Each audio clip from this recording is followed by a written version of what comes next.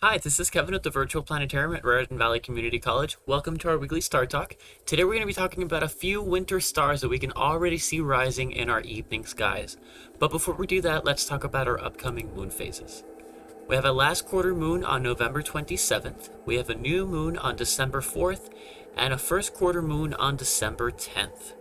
Now, speaking of the moon, in case you didn't catch the lunar eclipse that happened the morning of November 19th, here's a really cool picture of it.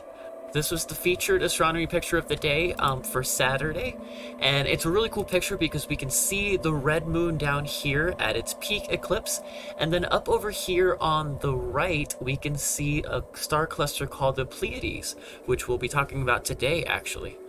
If you missed this eclipse, don't worry, because there's going to be another eclipse next year on May 15th, and that's going to be at a more reasonable hour. So if you didn't catch this one at 4 o'clock in the morning, then you can definitely catch the next one at a more reasonable time of the night. I think it's at around 11 o'clock at night or midnight.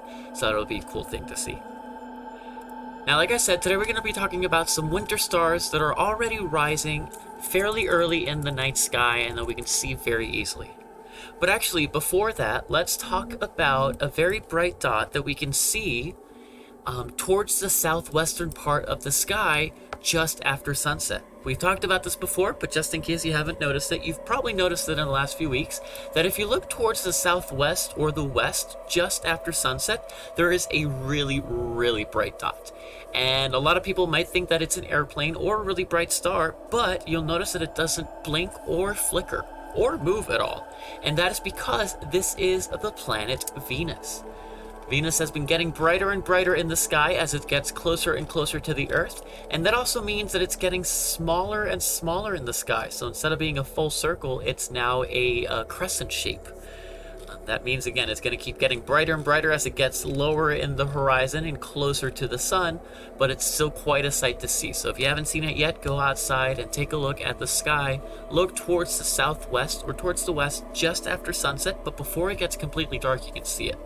It's still up in the sky after it's completely dark. Right now we have the sky set up for about 5:15, but still at 6 o'clock at night, it's still up in the sky and fairly easy to see, so that's pretty cool. Alright, now let's actually talk about some stars. Let's get rid of the fog here, and we're going to set our skies for about 6 o'clock. Right now we have it for like 6:15, and we are going to look towards the northeast and the east right here. And the first star I'm going to talk about is this very bright star right over here. It's a bright star called Capella. Capella belongs to the constellation of Auriga, which is supposed to be a charioteer in the sky, but it's really just a person holding a goat. Capella is the goat that this person is holding in the sky. Now, the cool thing about Capella is that it's really, really bright. It's actually the 7th brightest star in the sky. But that means that when it's rising or when it's close to the horizon, like this time of the year, you can actually see it flicker quite a lot. And it doesn't just flicker, it actually changes color. It looks like it changes color in the sky. And this isn't the star itself doing that, this is actually our atmosphere that's causing that. Since the star is so close to the horizon, there's a lot more atmosphere in the way, and that makes the star bounce and dance around a lot more. If you take a look at the star just as it's rising, you'll actually see that it'll go from white to red to blue, and here we have a cool little video that I took through a telescope. It's unfocused at times, so we can see those colors a little better, but you can see how drastically the colors in the star are changing, which is pretty cool. Now, the next group of stars we're going to talk about, we actually mentioned before in the picture that we saw the lunar eclipse in, and it's a group of stars called the Pleiades. Let's look this up here. So the Pleiades is an open cluster of stars, and it's actually a very recognizable shape of stars.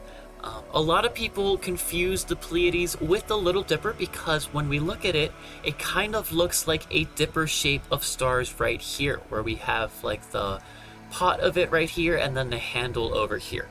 But the Little Dipper is actually in the northern part of the sky, and it's much bigger than this in the sky.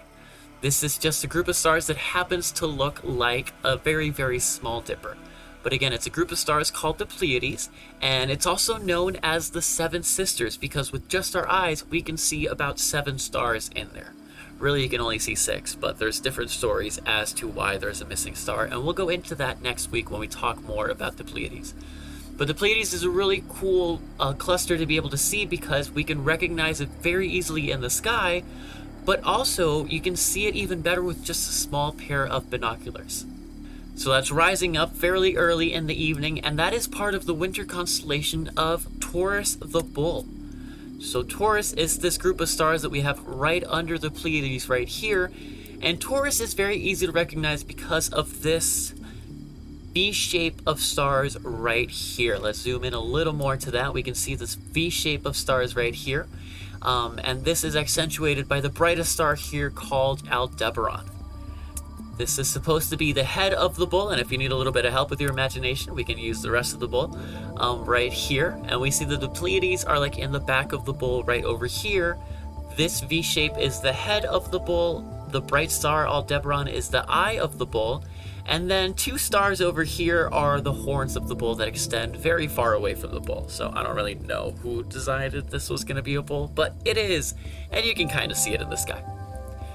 Another cool thing about Taurus is that this V-shaped group of stars right here is actually another open star cluster. This is something called the Hyades.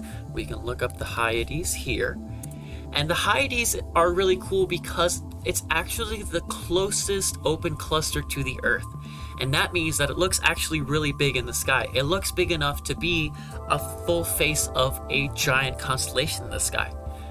But this group of stars are all together, all of them except Aldebaran right here, and they're all in a cluster of stars, so they're all bound by gravity, and they were all probably made out of the same cloud, so that's pretty cool.